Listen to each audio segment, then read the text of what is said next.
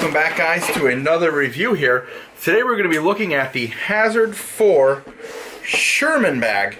Let's just dive right into it. I'm not even going to do my usual intro thing here. But so this bag is kind of left my everyday carry space. I haven't really used it much since I got the Vertex EDC bag. But this is the Hazard 4 Sherman. It's meant as a light, small everyday carry bag. So let's take a look at it. So on the first, you'll see you have a field of loop here for your patches and stuff, Hazard 4 logo, and it's got some plastic buckles here that are on the front. Now these plastic buckles here become a pain in the butt sometimes because they do have a locking function on them and you won't be able to undo it, which is great, I guess, if the bag is behind you and you want to make sure nobody can really get into it. But there's kind of this little switch here, kind of just automatically switches itself on sometimes and creates quite the hassle.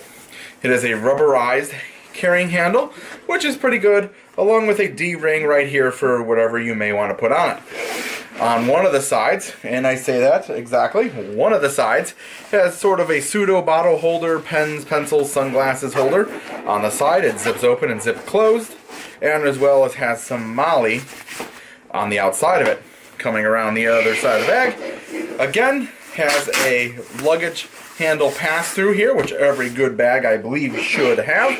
And on this side here, you'll notice there's just MOLLE with a pocket, a very slim pocket. I don't know what you'd fit in there. A water bottle will definitely not fit. But also has MOLLE and some hoops. So you'll see you have the MOLLE strap here, along with some big loops.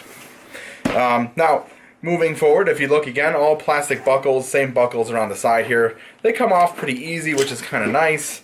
But it's really up to you and how you want to do it, but they're okay. Again, I don't like so much plastic sometimes. But all the bags go towards it, so hey, what the heck. Anyway, so on the front here, you'll see this whole pocket here opens up and reveals another set of loop here. Actually, two sets of loop, which you can hardly see, but you can kind of see it there. You got one here and one there, all the way to the bottom of the bag. It is two-toned, which makes it nice and easy to find what you want in there. As well as this side here also has these little pockets held in by the smallest little bit of Velcro you've ever seen, which doesn't make a huge ripping noise. Maybe that's why. It's just meant to kind of, I guess, sort of securely put it in there. It's not bad. They also go very to the bottom. Now, one qualm about this bag I will say is if you weigh this flap down, it makes it difficult to get inside the bag. Now, what they've done to kind of counteract that is they put another zipper right here in which you can reach in to get to whatever's on the other side here. Hello. So, honestly, this is not very well placed. It should have been back a little bit more to get into the more of the meat and potatoes of the bag, but whatever, that's how they designed it. It's okay. Honestly, I end up just flipping it open like we're going to do now. Again, two-tone. So, looking at this, you have a field of MOLLE here for all your fun things, as well as some bigger, oversized hoops as well in here. I guess jumbo MOLLE, if you want to call it that, in the metal here. As well as a Hazard4.com advertisement right there as well. Moving into the inside of the bag here, you'll notice it kind of pops open like such and kind of hangs open like this, revealing the admin section of the bag, which has plenty of room for all pens, pencils, calculators, you name it, you've got it here. Business cards, things I didn't even know I still had in there, like lead, probably been in there for years. All of that fun stuff in there. These go some of the pockets towards the top go all the way to the bottom. Same thing with this guy here, all the way to the bottom. As well as a Velcro pocket here, which again, all the way to the bottom. Moving a little bit farther back, you have another zippered pocket for notebooks or something like that. Usually kind of what I kept in there.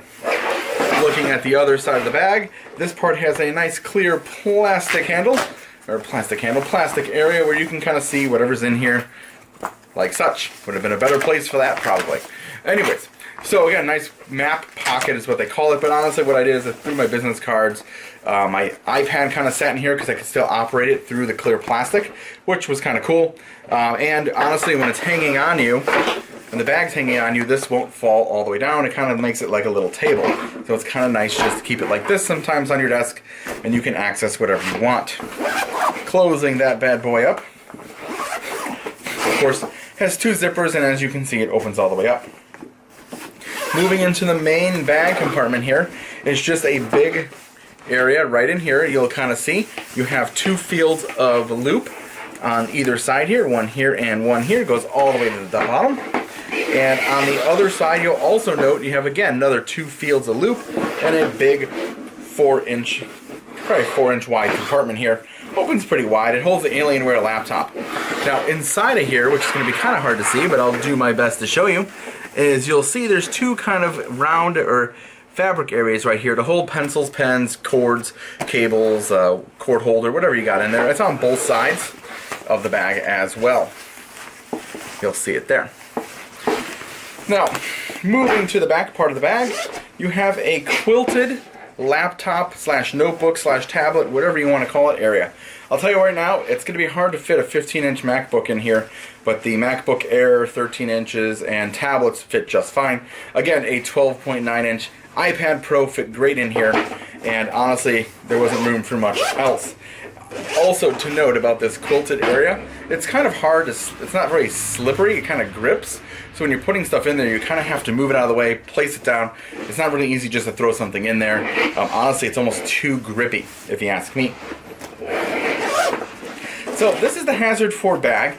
All in all, it's a great small everyday carry bag. If you're into the messenger style everyday carry, you don't need to carry a lot of electronic gadgets or things like that, but you need a lot of pens, maps, things like that, then this is a great bag, other than the fact that, again, I just don't care for these straps.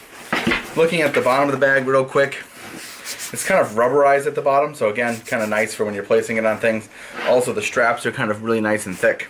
The carrying strap, however, is great, but it tends to eat into your shoulder, and the shoulder pad that's for this guy is extra. It's like an extra 20 to 30 bucks.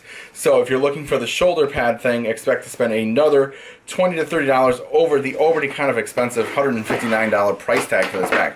So again, this is the Hazard 4 Sherman bag. It's a great bag. You know, I just kind of outgrew it, and the EDC bag I use now kind of is that new Vertex Courier. So again, my name is Fearless Leader. Make sure you like and subscribe below, and I hope this helped you make any decisions on buying this Hazard 4 bag. If I find any good links to it, I'll put the links in the description. As always, again, make sure to like and subscribe, and I'll see you guys in the next bag review and Stitch Fix again, May 4th. I'll see you guys later.